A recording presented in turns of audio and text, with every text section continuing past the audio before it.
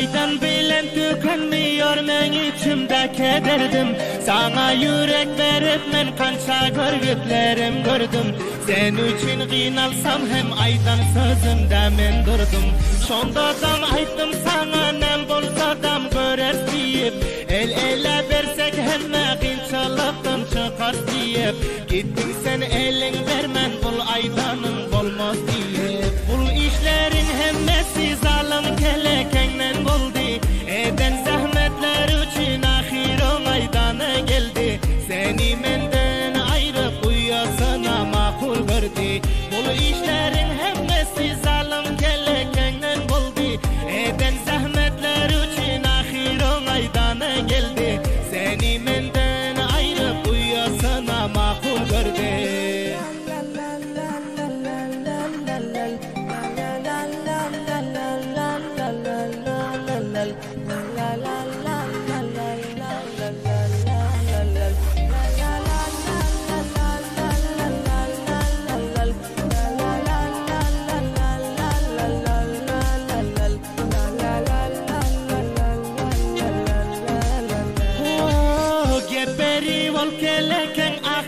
Hayal ediptir, yasam razı bolup, ol sana namzat boluptur.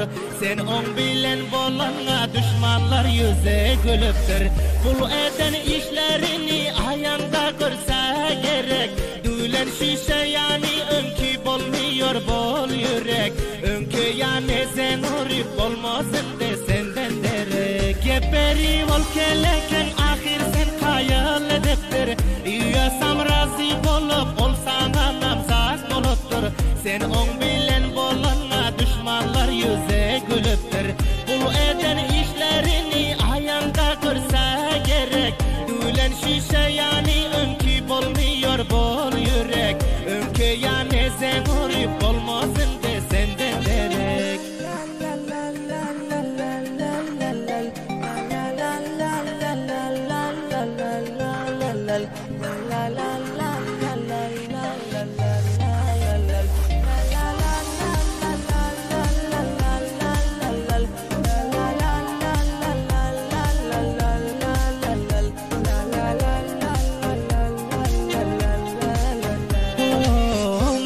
Nebi olum aydar indi senden yüreğimi üzdüm.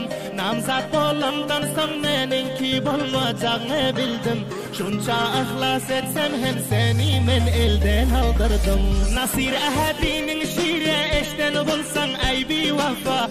Gittin sen pula uçup ya iki ağız yalan gepe.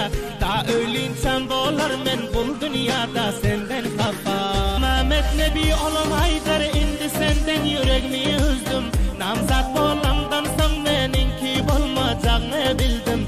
Şunca ihlas etsem hem seni men elden aldırdım. Nasir ahadinin şiire eşten bulsan aybi vafa.